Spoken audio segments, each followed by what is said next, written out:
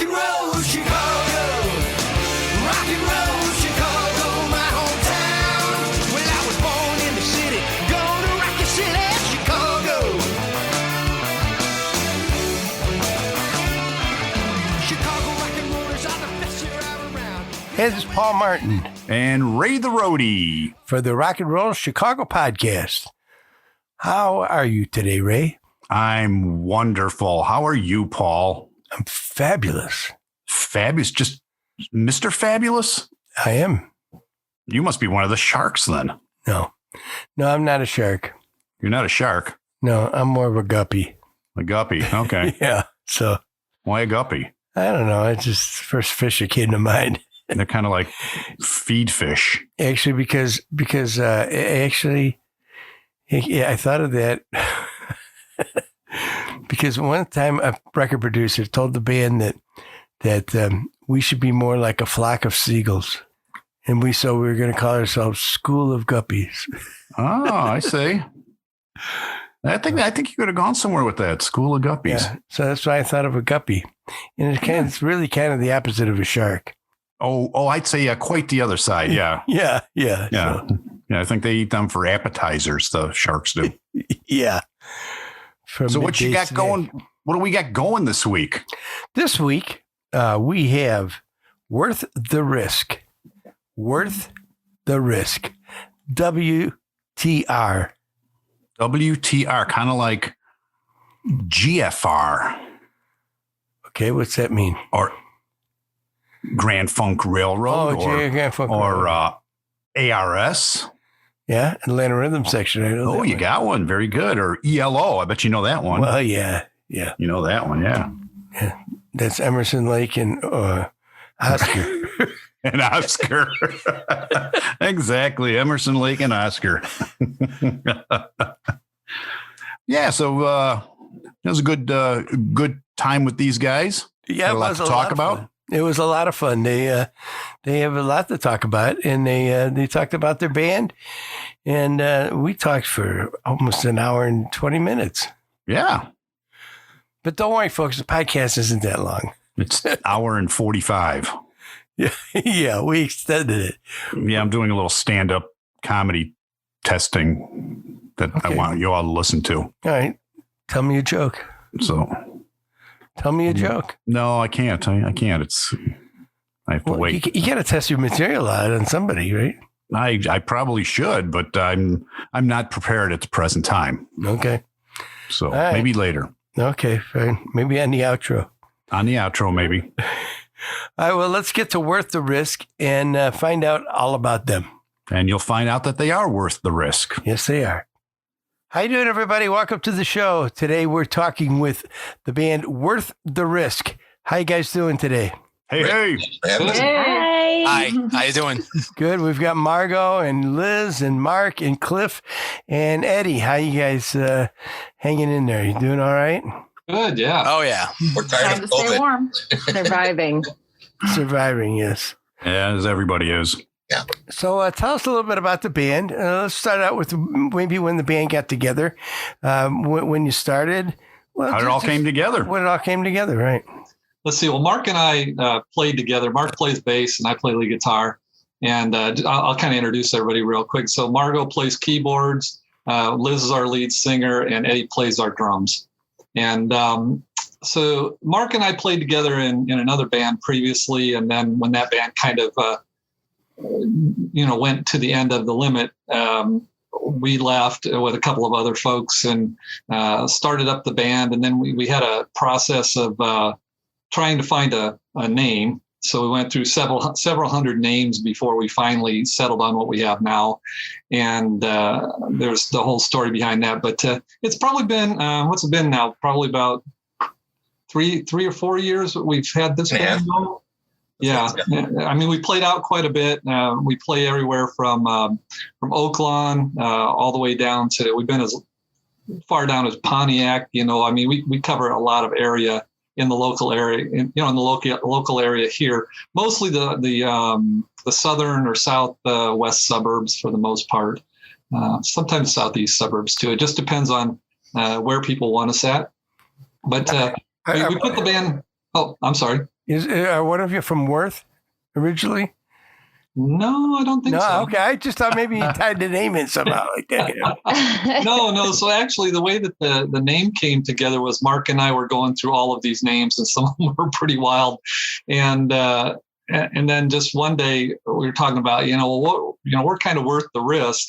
When we go up and we talk to some of the venues that we talked to, they didn't know who we were because we had changed the name from the previous band, and now we had a new name. They knew us, but they didn't know who the new band was, and so we were kind of like, well, hey, we're worth the risk, and it just kind of rolled off the tongue. It was easy to sell. It's real easy for us to go in and talk to a venue because we say, look, here's who we are, here's what we play, here's what we do, what we can do for you, and here's what we charge, and we're worth the risk. And it rolls real nice, and they like it, and it fits us well. We actually call the people who follow us riskers. Mark came up with that, I think, or maybe it was Liz, one of the two, so maybe everybody. And then some of the people, some of our folks that are out there call us WTR. So we go by either one. Paul, if they were named after the town, they would be Worth the Friendly Village. Village risk. Right. True. Well, you mentioned Pontiac. That's where I'm sitting right now. Oh, there you go. Yeah, great place. love I played at the VFW out there on that stage at the Pontiac. Oh, okay. Yeah. I've played on the stage a few times myself. Yes. Yeah. So some good stories there. And there was one of the radio personalities from up here actually had a place just a little farther up from Pontiac. Odell? I can't remember if it was Odell or not, but had a real nice place where they used to have bands out there all the time. That's been a little while ago. So. Yeah. Well, unfortunately, the VFW is now closed. Oh no! Yeah, it just closed. Great stage. It just closed in the last few weeks. So great stage, good bar, and lots of great patrons. Yeah. So I have a story there when we played out there some years ago, and had a gentleman out of the audience that came up, tall guy, long black hair, and he was like a local rock guy, and we're like, okay, come up on stage, because it's always good to get people on stage when they're local. Everybody likes that, and it's a lot of fun. And he said, "What songs you got?" So I showed him the list. And he's all, "I could do Born to Be Wild."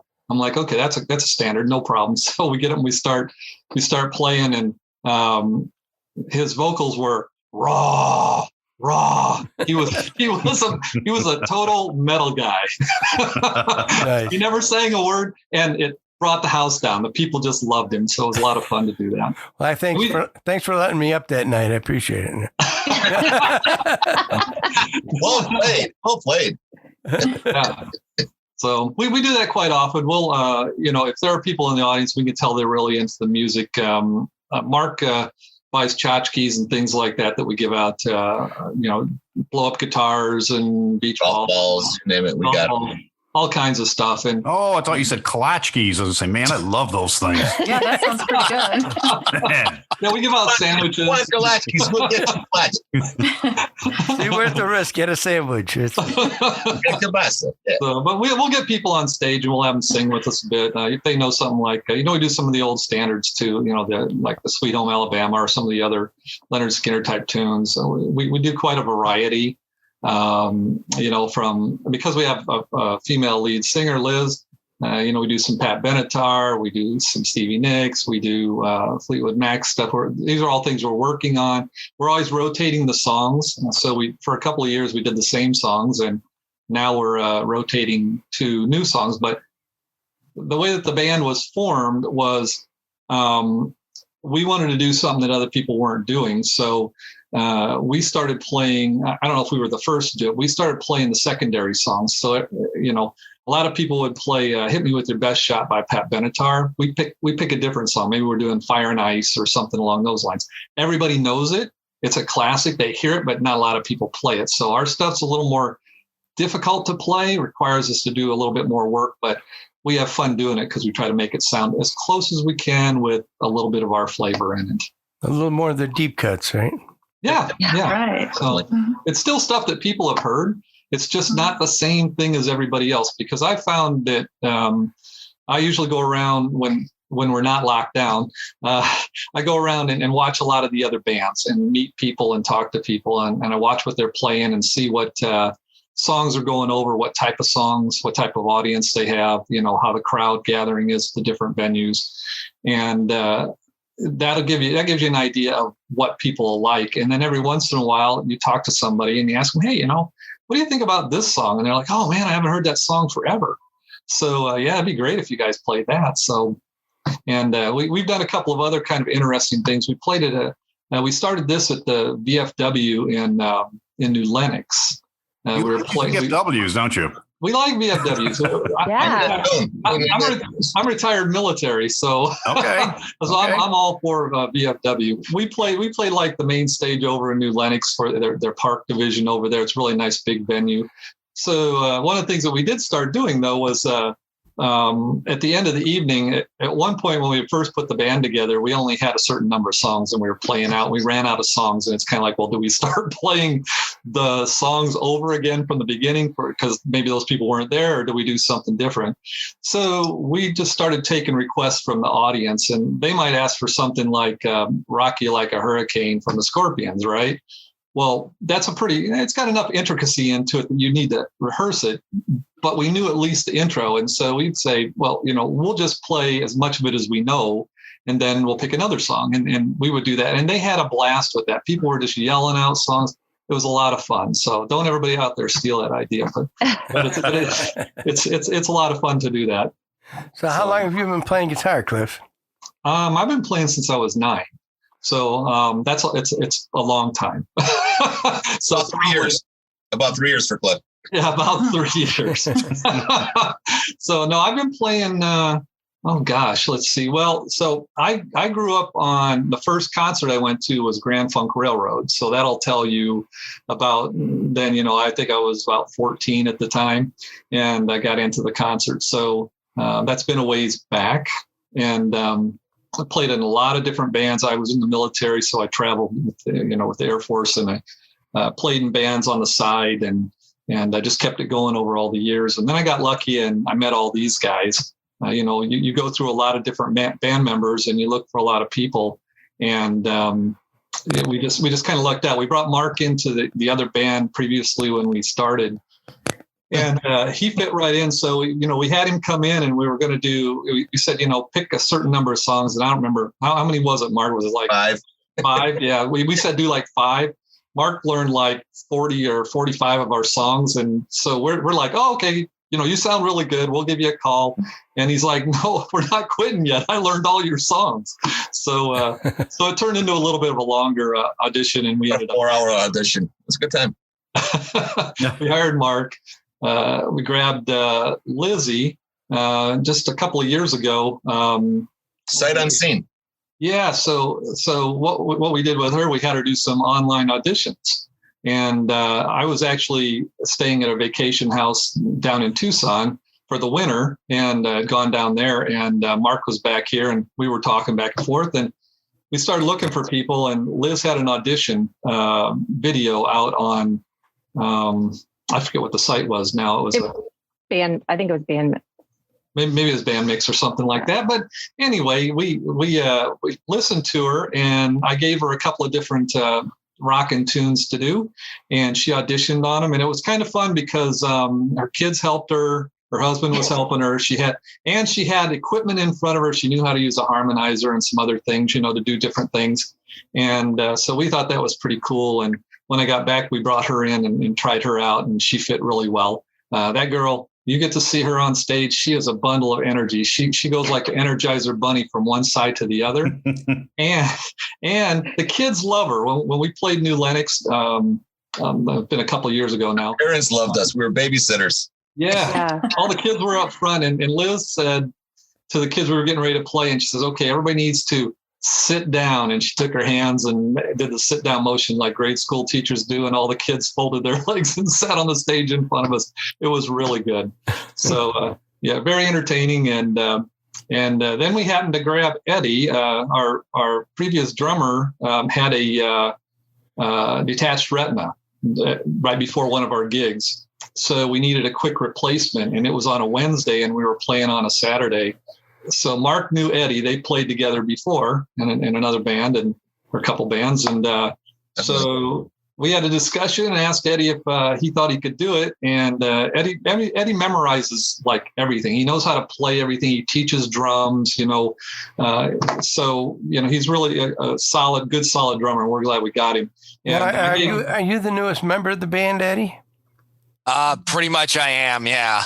I am pretty much the newest member of the band. Because did the band go through some changes just recently? Because I saw on your Facebook page or on your website, one of the two, that it said you've been doing this hiatus. Of course, we're all on hiatus. Yes.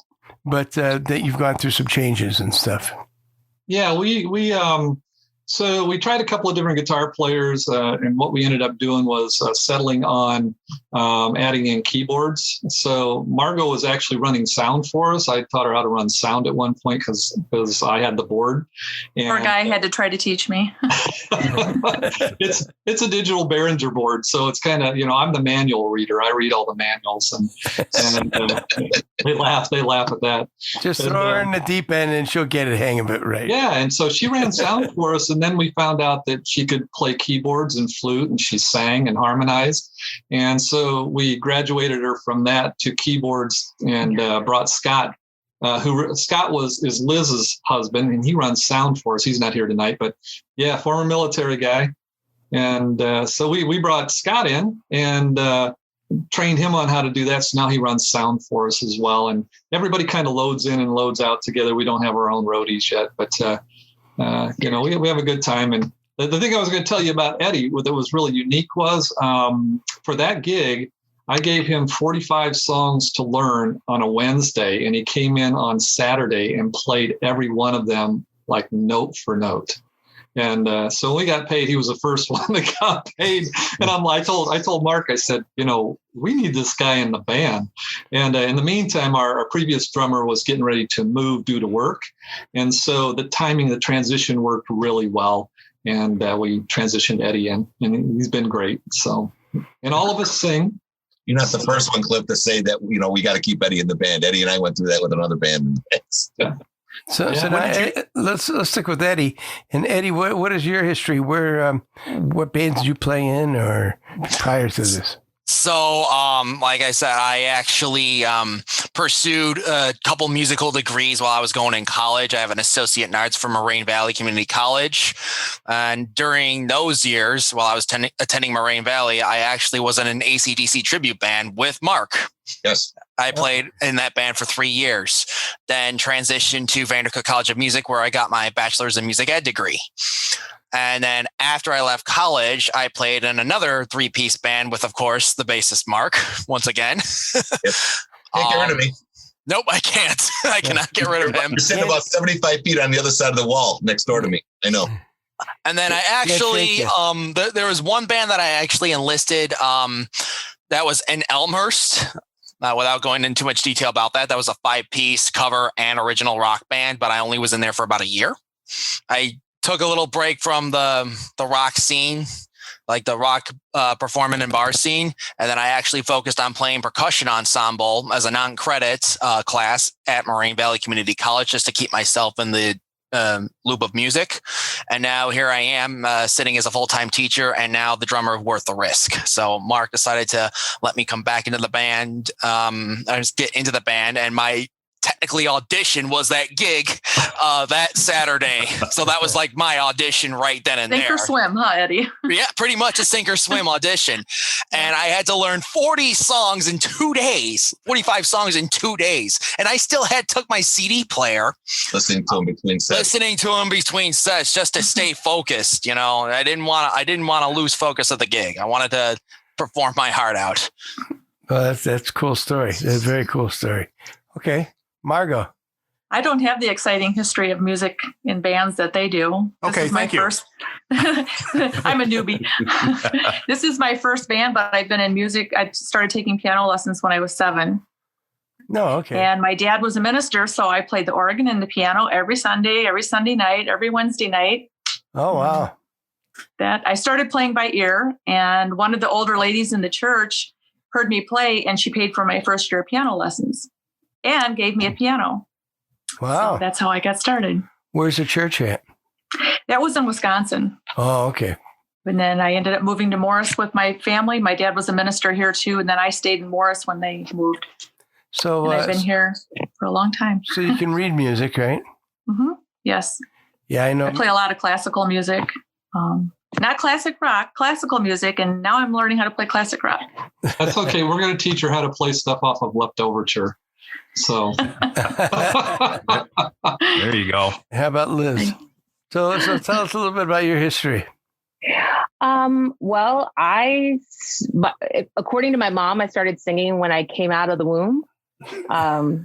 I guess I was kind of a clown. I've always been a bit of a clown. I know, just liking, I guess you could say I'm a lead singer because I like to be the center of attention. I got my first solo when I was 5 years old.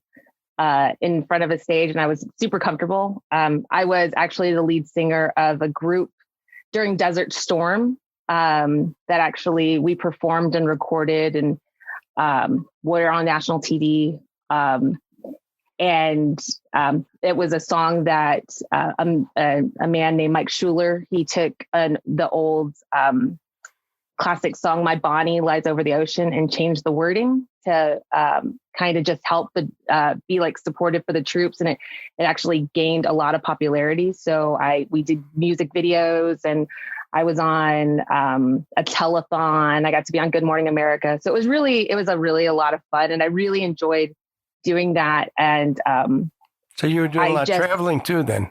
Yeah, it was a lot of traveling. Yeah, but I loved it because it was, we were famous. We got to do a lot of concerts in malls, and people came up to us and, asked for our autographs. I think I was probably 7 or 8 when that's happened.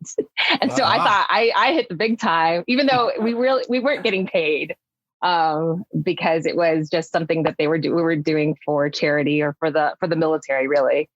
I started doing like just choir at school, and I did a lot of solo and ensemble competitions. And so I did a lot of choral performance. The one time somebody approached my mom when I was singing and asked her, hey, we'd really like her to audition for something bigger. We think that we could take her somewhere. And my mom shut it down. Which I kind of shake my fist at. I'm like, I could have been Britney Spears, but she knew better. I could have been Britney Spears, and I like my hair. So, but I just kept singing throughout high school and singing at church. And that actually, my church band, the guys in my church band actually started a band.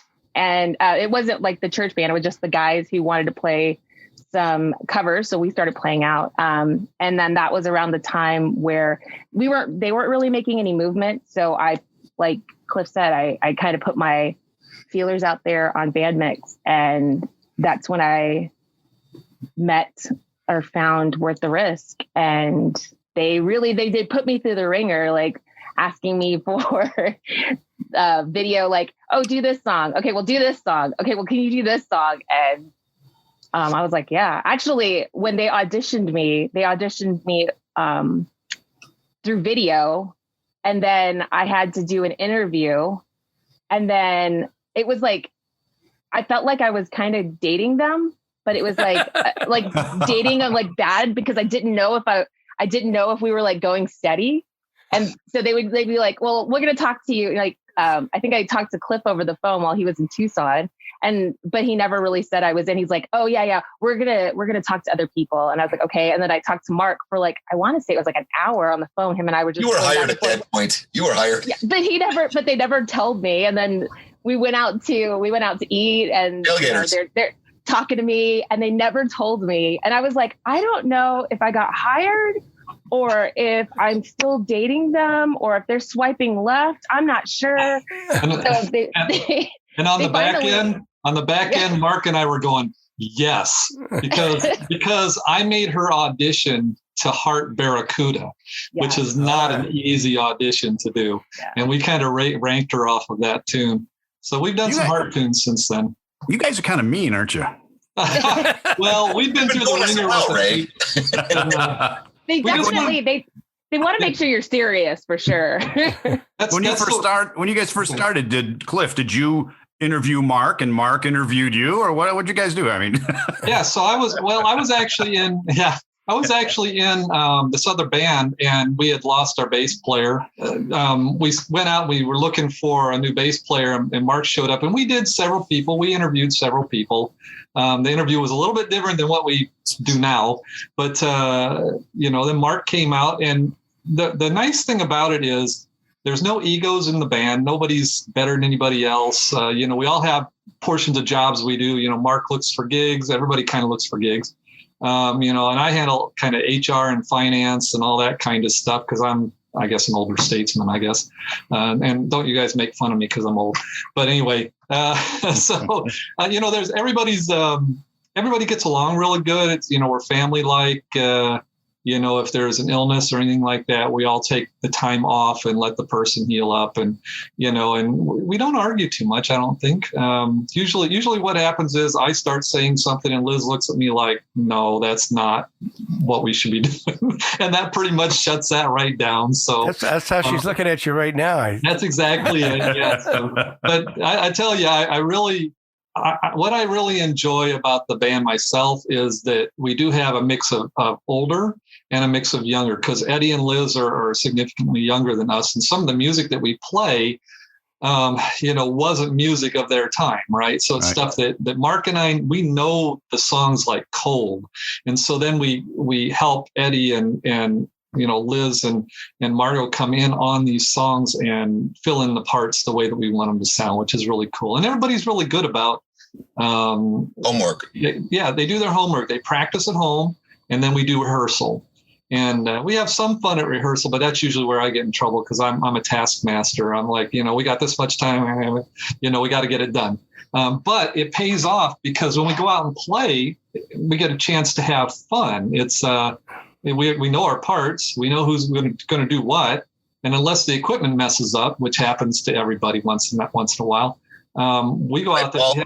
We have a good time. What's that? Yeah, I know about that. Yeah. Yes. Yeah. So it happens, but we put everybody went through kind of their own interview type, and we were really concerned about having somebody who had energy for like Lizzie on the front end. I can tell you, so the one time out, all the times I remember playing so far was when we played on the New Lenox stage, and the stage was huge. And we were in the middle of the stage, and I'm over there playing, and here comes Liz. She's bouncing over towards me over there, and she's singing and carrying on, and then she goes bounding away, and the energy was just amazing. She's fun to watch. She pulls surprises. There's still a brassiere hanging in the ceiling of one of the venues that we played at. So it's quite an interesting, fun time when we play out. Everybody has a good time. So I don't think he was trying to embarrass you, Lizzie, but I embarrassed myself with that. So it's okay because when that happened, we got a lot of attention.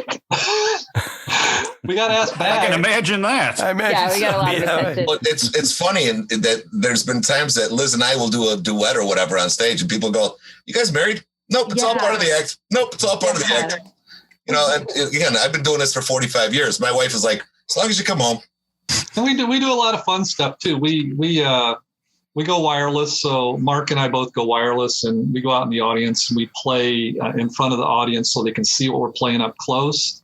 We bring people on stage, if they want to come up and sing with us. We had the mayor in New Lenox came up and sang with us. We had he's a good guy. He's a great guy. First alumni. Yeah. We had a police officer that came on stage and sang. Yep. Yeah. He was singing background vocals with us. And so we had the police up there. It was fun, nice. So we have a good time. We try to have fun with everybody. Our typical motto has been, we want to play music that everybody knows, but not the main music that, everybody else is doing. We want to have the patrons have fun and enjoy it and ask us to play things that they want to hear. We may not know it. We'll try to do as much as we can, but we also try to work for the venue that we're playing for. If it's a bar or something along those lines, we try to draw the crowd so that they can have some fun, get people up and dancing. We don't just play the hard rock stuff. We've got a mix of newer stuff. I mean, we play some Black Keys, and we go back to the Guess Who, and then we'll turn around and we'll play Grace Potter. Grace Potter, and then we'll turn around and we'll play, Eddie Money. So it just depends. And then we all take turns singing. Everybody in the band can sing. That's one thing that's probably the hardest part about being in the band, is trying to get the vocals right. And everybody knows that. That's always tough, we have to harmonize and figure out who can sing what. So we work on all of that as well. And we're just getting ready to move to using in-ear monitors. I know a lot of people use those, but we try a lot of different things. Some of the venues are really tight. We played in some places where I had a TV right over top of my head, and I'm 6'4", Right. and I couldn't move. Cousins in Tinley Park. That was Cousins, yeah, and I couldn't move. I had to stand still all night long. With the monitors, we can do things like we don't have to bring the amps on stage. We can run directly into the PA. So your monitors are a great thing, especially, I mean, for a small stage, it's great because you're not as loud, your volume isn't as loud off the stage. And for a big stage, you can kind of spread out and still hear yourself, or it's like your amplifier is following you wherever you go. Yes. Well, so we were playing in a venue, so I'll give you one story. So why this is important to me. So we were playing in a venue, and I went out front wireless to go play a lead. Well, Mark's a big guy like me. He's but he's a little wider and stouter than I am, and so Mark started to follow me out there, but he stepped between me and my amp was directional. And I couldn't hear what I was playing, so I was having to play till I got him out of the way. I was having Not my problem. I know, but we had to talk about that, and we really haven't had that issue any longer. No, I know he's threatened me, and I will not do that. Oh, I do not step in front of my amp. Yeah, because we don't always mic everything. Sometimes we mic the equipment depending on the size of the venue. Other times we go direct into the board. Sometimes the pods on the floor, sure. and then other times we go just amps. So just straight amps. Yes. Yeah. So Mark, we kind of missed out when we lost you there for a little while. Okay. But I was trying to listen. But tell us a little bit of your history. Well, I'm an Oaklaunian most of my life. I did do a stint in Arizona, where I had the pleasure of working for the sheriff's department out there, and Sheriff Joe for a few years. Been playing bass for 45 years. I've had the pleasure of sharing the stage with many famous bands, UFO, Three Dog Night. Eddie and I we did Problem Child, the Bon Scott AC/DC. We were all over the place. We opened for Blue Oyster Cult. We did Paul. I played in the Leftovers in the South Side with buddies of mine for years. Was one of the original bass players for Busker Soundcheck. My buddy Paul Camp is in Led Zeppelin too. Maybe you guys know him. He's really a great guy and a good friend of mine. We've had the pleasure of, we played in college together. So doing a little bit of this, a little bit of that. I played in private consultation. I've done the Seeds. I've done Second Wind. And then I found Cliff. And then, it's funny. It's like, we're like brothers. And I look at these guys and I look at the walks of life that everybody in this band brings, and everybody brings something special. And there, like Cliff said, there's no egos. There is no animosity, unless, of course, I stand in front of Cliff's amp, or step on one of his pedals and break a cable, which I've done. He's done that. Again, but now I have a pedal board too. So bass player's got a pedal board. Ask Roger about his pedal board. Tap the plug right off in the pedal. Yeah. Well, what did I do? I went and bought you a cable the same week. Nice one. So, again, we do what we have to do. We all spend money and time to do what we have to do. I know Paul. I've known you forever. Ray, I don't really know you, but I know of you. So, we're in definitely uncertain times right now. I don't know what bars are going to survive this coronavirus. I was kind of dismayed to see the kind of I played at the Aragon years back on Lawrence, and I didn't realize the building was in such crappy shape that the snow was going to take out a wall. I saw that on news last night, so I was like a little dismayed. But Eddie and I had the pleasure. We worked with Johnny B on the Loop as both in studio and at live remotes. We had a blast with him. I've known him for 30 years. So, and he's actually doing a podcast too that I'm listening to on the weekends. Ray, I think I can tell you and Paul, like, Cliff and I were all born BC before computers. Oh, yeah. But we learned by adapting. I'm talking to you on a Commodore 64, and it's just we've gone Windows 3.1, so we're working on it. But we learn by adapting. Everybody works. Everybody has a second job in the band, more or less. There's one or two of us that are retired, but we shan't talk about that, Margot. But we have the medical field is representative. We have Cliff's the computer guy. I work for the state, so I actually work for a division of the state that's very busy these days. And then Liz. I'm a retired psych nurse, so I have my hands full. Yes, you are. Yeah. And then Ed is the Vandercook guy, and then I got Lizzie. And we all get along. That's the coolest part about this band is I love this band. And I told Cliff, and Cliff's brother plays drums, and he looked at me and he says, "I'm glad you're with my brother." I'm like, I wish I would have known you guys 35 years ago, because you go through so many walks of life. And Paul, you can testify to this. You meet so many people in so many venues, and Cliff played all over the world too. I met people in Jamaica playing, and you know what? And they're still friends of mine to this day. Right. And then you meet people that kind of use you and abuse you, and they kind of come and go like a flash in the night. Like, whatever happened to them? We've gone through we went through guitar players like water for a while. It was like Spinal Tap. They kept this, I lose interest. I don't want to play. Call me when you got a gig. We're not in it for the long haul. We're in it for the quality, is not the quantity. There's finite amount of years left in everybody. And then when I can tell you, when Eddie and I, when we brought Eddie into Problem Shell, we needed a drummer, and everybody told me no. And I says, I got a guy. It's like everybody in Chicago. I got a guy. And Eddie was like 18 at the time. So we're like sneaking him into bars, putting a Marine Corps hat on him. Don't shave, sit in the corner, don't talk to anybody. And he was the original Problem Child. But everybody's like, he's too young. And we told Brandmeier the story. He's like, you are the Problem Child. Eddie's like the best. He's got the best meter of any drummer I've ever played with. He's got that mental, and if it's not right, he will stop the song at rehearsal and say, let me do it again. I want to get it right. He stops the song when I play it in the wrong key and tells me that's not the right key. And he's not even looking at a book. He's got the beats per minute up in his head. So the drummer drives the bus, right? Yeah, buddy. Drum the bass player. But anyways, that's the history. That's the history of Worth the Risk. I want to thank you guys for all having us out. Yeah. This has been a lot of fun. Let's take a time out here for a second. Hey, Ray, what are you doing? I'm getting my bluegrass on. I'm playing my banjo, except there seems to be something wrong with the strings. Well, Ray, GHS makes strings for all types of instruments: electric and acoustic guitar, bass guitar, mandolin, ukulele, and even banjo. Then I'm getting new GHS strings and my banjo will sound better. I don't think it's the strings, Ray. GHS are easy to play with rich, full balanced tone, available in many different gauges. Great for all musical styles, so if you play with the best, play GHS strings. No problem. Have you guys been, and you mentioned you brought up COVID and what have you. How are you guys surviving? Have you played much at all this past summer or have you played at all for that matter? We had what? We had gigs lined up. Maybe 3 gigs. No, like 3 or 4 gigs that we had set last year, before COVID. And it seemed like we just, we never canceled. We held out hope. We were like, we'll do it.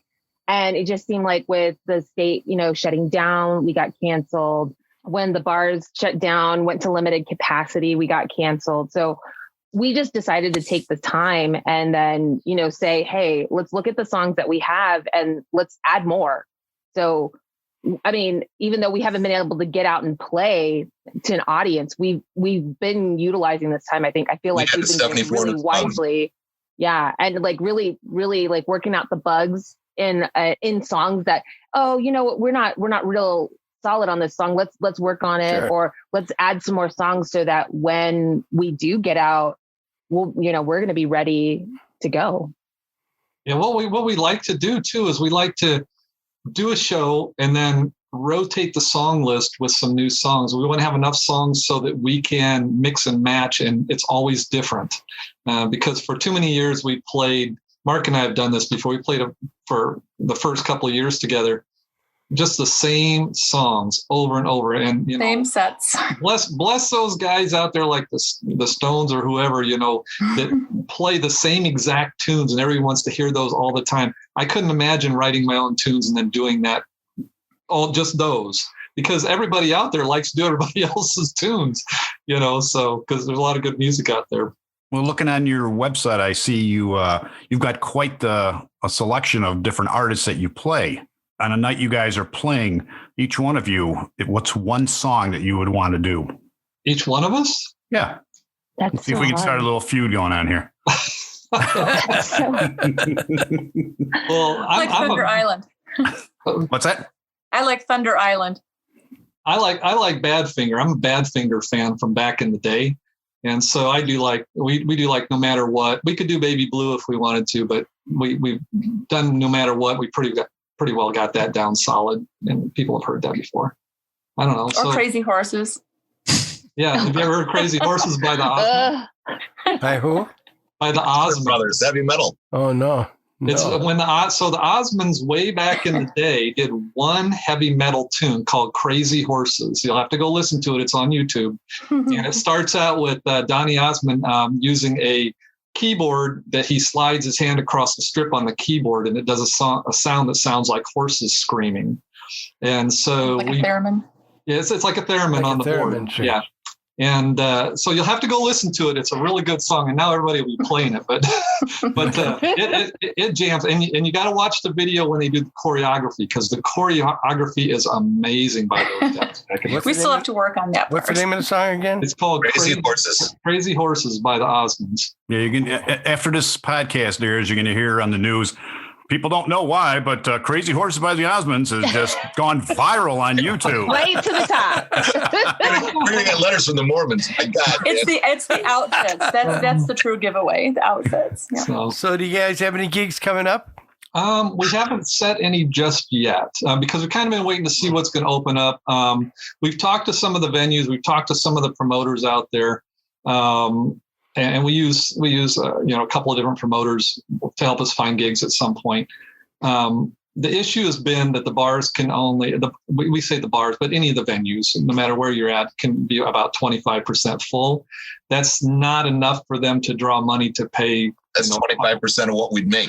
I tell you two things. Like fine wine, musicians get better with age, and the equipment gets heavier as we get older.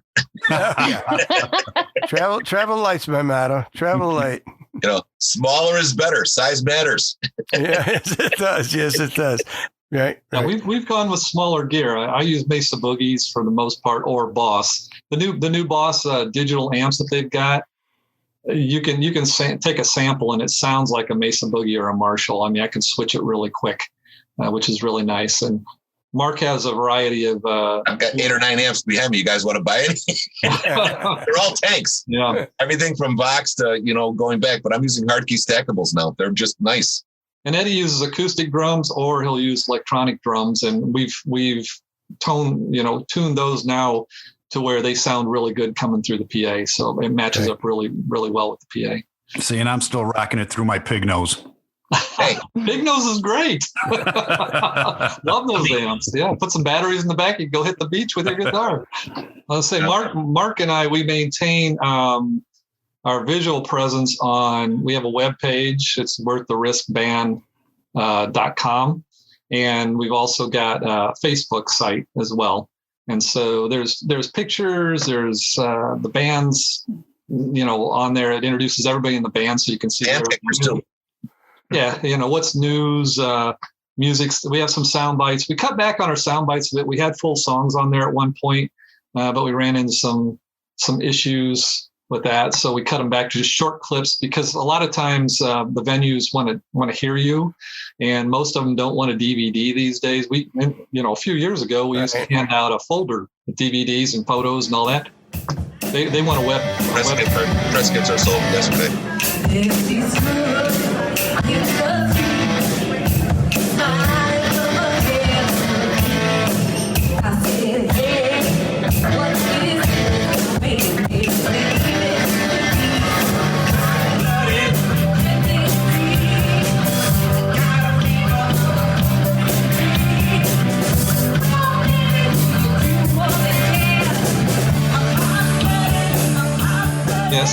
So we give them, we give them some sound bites and some photos and some of the past events that we've been in, places to go to, and then, different ways to contact us as well. We have an email that goes along with the website, and people can send us email there. And we take any suggestions that, get thrown at us and talk them over and see what we can put out there for everybody. I'm thinking the Pig Nose Band. I like that idea. Right? That's pretty good. Pig Nose Band. Now, if you can come up with a pig nose for a bass player, I'm in. I tell you, Paul Camp had one in college at Bradley back in the early 80s. It was awesome. But then he had a little Vox amp too. So, it is what it is. Well, I thought about starting one up and calling it Pig Nose in the Snouts or something. Oh, there you go. Pig Nose and the Swine. What about original music? Have you done any original music or any writing? I did some original music in Busker Soundcheck way back when, but again, that's Northside clubs, man. They don't have parking lots. That's pieces of land congruent to the venue where you're playing, where you don't have to haul your gear through bad neighborhoods and park 4 blocks away and try to get back to it at 3:00 in the morning. Right. Unless you're playing at Metro, then Joey will let you park in the loading dock only long enough to unload your car. Then you gotta go find your place. So, and I've written originals over the years, but we don't really play them because even though we could probably write some pretty decent originals, but the last one I did in the studio sounded like Pat Benatar, so I mean, because that's, I've played that type of music before. And as I went back and I listened to it, some years later, I'm like, wow, that really sounds like a Pat Benatar knockoff, so you kind of, you fall back into, what you've learned. And, we've just been so busy. There's, when we went to pick our song list, was it last year? We took like over 500 songs, on a spreadsheet. We kept adding to it. And we kept adding to it because everybody wanted to do this song or that song. Even tonight, Mark and I were talking about, he's like, we should do You're So Vain by Carly Simon. I'm like, well, we got all these other ones to learn, it's all great tunes. All of them are good. But we finally whittled it down to like 73 songs. I think we're like at 58 that we're working on right now that are newer tunes. How do you pick a song? Does somebody come in just to bring a suggestion, and then somebody else goes, no, I don't want to play that song? So I'm the computer nerd. Yeah. So, and they'll love this because I take a spreadsheet and I put all the info into a spreadsheet and I sort it. And then I send a copy to each one of them. We use Dropbox and put it up in the Dropbox, and each one goes through and they put a number 1 in on the songs. There's a column. They put a number 1, and then that adds up at the bottom, and we find out how many that there are, right? Well, I take and cut those out and I paste them all into a master. And so now I have everybody's preferences. And then you go across the columns and you say, well, okay, we got 5 people. We should have 5 down to a number 1, or none if you don't like it, right? So if we get 5 ones going across, that song gets an X. We put it on the list. If it gets 0, it goes off. If we're doing a cutoff because we have too many songs, we may cut it off at 3 and say, unless it has a 4 or 5, we're not going to mess with it right now because somebody likes it. It's not high enough on the list of everybody's priorities. And then we try those songs. We'll work on them. And sometimes we're a little over ambitious. I mean, we put down Boston a couple of times, and quite honestly, some of the vocals in Boston are pretty high and pretty tough. We've done some Led Zeppelin, and I give Lizzie credit. She has done the Led Zeppelin her first shot after she does like Immigrant Song, So we're all allowed one veto. One veto. Yeah, if you really don't like it and you really don't want to do it, you go, I don't want to do it. It's not an argument. We don't even argue about it. It's like, okay, well, we'll set it off to the side. And maybe don't say anything, Margot. It sounds pretty diplomatic. You know what I'm thinking, though. Yeah, it is. Yeah, it sounds like, I was going to say, man, the way Cliff puts it, it sounds super sexy. My God. We had a battle when we got to the Black Keys and a couple of other bands that the guys brought up, because I was like, that just does not sound like us. It's because there's a certain feel that we have in the band, and I like all kinds of different types of stuff. But when it gets down to it, it's usually kind of a discussion, and then we go, okay, we'll pick a couple, but we're not going to do all these. And we try not. Do you get really current with like Shut Up and Dance or Oh, I would love to do that. Cake by the Ocean or what else is there? Well, we had to bring Cliff past 1985 first. That has been a major struggle. Yeah. Cut off. There really isn't any good music past 1985. Not true. Not true at all. Well, thanks for joining us today, guys. We appreciate it. Thanks a lot. This was a lot of fun. Thank you. We look forward to seeing everybody out this summer. And tell Karen we said hi. So We definitely will. Thank you very much, guys. Thank you All for righty. joining us. See you soon. Thank you. Take care. Rock on, guys. Thank Bye-bye. you. Bye-bye. Bye. So that was Worth the Risk. That was Liz and Cliff and Mark and Margot and Eddie and the whole gang was here. The whole gang. Kind of like Spanky. That's right. Spanky's Spanky gang. and our gang. Right. Pig nose and Pig the nose in the snout. Pig nose in the snouts. That's gonna be my new band. I'm gonna put that together. Yeah, Pig okay. nose in the snouts. I like it. Maybe a doo-wop band. Oh, sure. There you go. Yeah. Yeah. Well, I don't know that Worth the Risk is doing any doo-wop, but they do a lot of classic rock, and which we all love classic rock, don't we? Yes, we do. Can't get enough of it. And Liz on lead vocals, Cliff's playing guitar, Mark is playing bass and singing, and Cliff is also singing. Everybody's singing. Everybody sings. Margot plays keys and sings, and Eddie's a drummer, and he sings as well. And Margot plays the flute also. Oh, that's So maybe they do some, I didn't ask them, maybe they're doing some Jethro Tull. perhaps. Why would you say that? Why is he stereotyped? You have a flute, you got to play Jethro Tull. Why is that? Because you have to. What? Oh, okay. I mean, Okay. flute and Jethro Tull, I'm down with that. they're hand in hand. It's, it's like you get strings and you think, Emerson, Lake, and Oscar. That's right. They could play some Chicago with the flute. They could play Color My World. That's right. That's got some fluting in it. So a flautist. A flautist, yes. It's somebody that plays the flute that is kind of like going away and not popular anymore. That would be the fleeting flautist. Oh, I see. I remember that. Thank you. And I've got to check out this Crazy Horse by the Osmonds. Oh, I'm downloading it now as we're speaking. Yeah. Yeah, I'm gonna rock on, man. It's gonna be on your playlist, right? It's gonna be on my playlist. Yeah, I'm gonna Alexa. Yeah, play me some Osmonds. That's right. Maybe I can transcribe it for my banjo. Sure. Yeah. Okay. We'll see what it sounds like. Okay, well, thanks for listening, everybody. Be sure we want to thank GHS Strings, and we want to thank the Illinois Rock and Roll Museum. Be sure and go online and check out the Illinois Rock and Roll Museum, even if you can't get there in person right now. They're not open yet, but no, you can also become a charter member. That's right, by going online at roadtorock.org. That's where you can find them. And you probably find some pictures there of what they're doing and how things are progressing there as well. And you can also go to our Facebook page and our website and like all our previous podcasts and share them with your friends. Let the people know about us. Thanks for listening, everybody. We'll talk to you next week. See you next week. Bye-bye. The Rock and Roll Chicago podcast does not own the rights to any of the music that's played on this podcast. The music is used to promote the band or musicians that are interviewed. Rock and roll Chicago. Rock and roll